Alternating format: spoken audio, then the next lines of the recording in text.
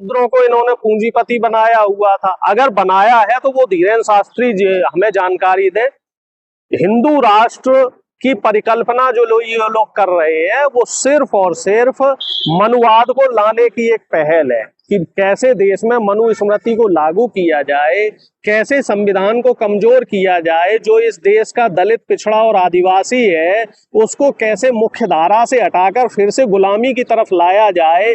जो जाटव समाज का व्यक्ति है, जो अभी अधिकारी बने हुए हैं, इंजीनियर बने हैं, डॉक्टर बने हैं, बड़े बड़े एमएनसीज में काम कर रहे हैं, उनको वहां से हटाकर क्या करना है, फिर इनको गुलामी करवानी है। यादव समाज के लोग, कुर्मी समाज के लोग, जाट समाज के लोग, गुर्जर समाज के लोग जो संविधान की ताकत से आज अपने बच्चों को पढ़ा लिखा रहे हैं, उनको मुख्य धारा में लाने की कोशिश कर रहे हैं। दलित और बहुजनों के बच्चे जो विदेशों में भी पढ़ रहे हैं, अगर ये देश हिंदू राष्ट्र बन गया तो दलित और जो बहुजन के बच्चे हैं वो विदेश में नहीं पढ़ पाएंगे। जिस तरह से हिंदू राष्ट्र की मांग कही जा रही है, उसे पुलिस का और सरकार का पूरा संरक्षण प्राप्त है। जो लोग खालिस्तान की मांग करते हैं, मुस्लिम राष्ट्र की मांग करते हैं, तो उनके ऊपर क्यों कार्रवाई की जाती है? देखिए, एक बात समझ लीजिए, जब तक इस देश में आरएसएस की विचारधारा की सरकार रहेगी, इस तरह के संगठनों को सरकार द्वारा संरक्षण मिलेगा। किसान जब आंदोलन कर रहा था तो किसान को खालिस्तानी बना दिया गया, आतंकवादी बना गया। मुसलमान सीए एनआरसी के लिए आंदोलन कर रहा था तो मुसलमानों को पाकिस्तानी और देशद्रोही बना दिया गया। वही संवैधानिक देश में जब संविधान में लिखा हुआ है कि इस देश में धार्मिक उन्माद और धर्म की कोई जगह नहीं है, कट्टरपंथ की कोई जगह नहीं है, और जब आप हिंदू राष्ट्र बनाने की मांग कर रहे हैं तो बीजेपी आरएसएस के लोग इनको शरण दे रहे हैं, इनको पुलिस प्रोटेक्शन दिया जा रहा है, इनको आरएसएस के लोग जो है सपोर्ट कर रहे हैं। तो वो साफ तौर पे एक चीज को क्लैरिफाई किया जा रहा है कि जो धीरेन्द्र शास्त्री की यात्रा है वो आरएसएस द्वारा प्रायोजित है, बीजेपी के नेताओं द्वारा प्रायोजित है और उसी का उन्हें सपोर्ट मिला हुआ है। क्योंकि हरियाणा में जो यात्रा शुरू हुई तो वहां भी बीजेपी की सरकार है, उत्तर प्रदेश में जो यात्रा खत्म हुई तो वहां भी बीजेपी की सरकार है, और बीजेपी की सरकार की सह पर ही इस तरह के धार्मिक उन्माद फैलाए जा रहे हैं और ये यात्रा सरासर असंवैधानिक है।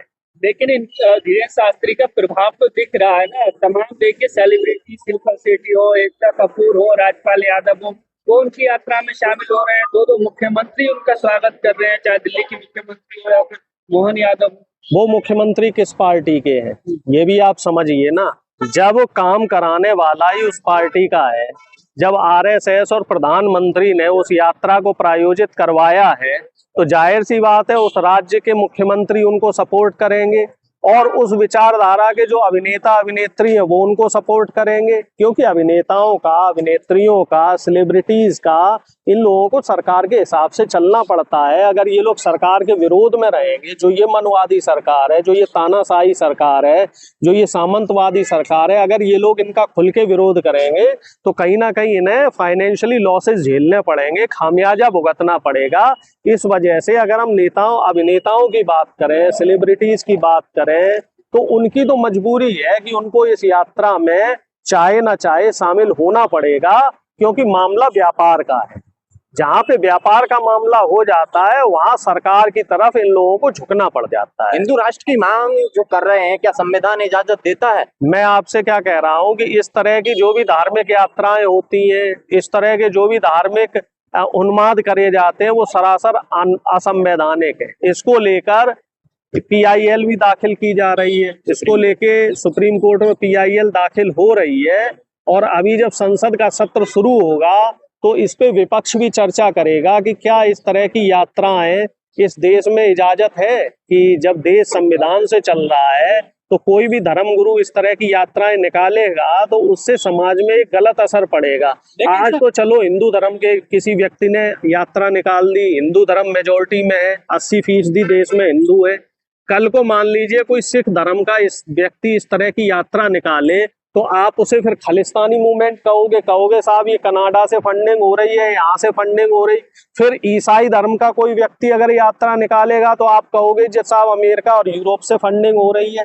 ऐसे जैन धर्म के लोग भी यात्राएं निकाल सकते हैं, बौद्ध धर्म के भी निकाल सकते हैं, पारसी भी निकाल सकते हैं और मुसलमान भी निकालेंगे। फिर जब हिंदू इस तरह की यात्राएं निकालेंगे तो बाकी धर्म के लोग भी निकालेंगे। तो इससे इस देश का माहौल खराब होगा।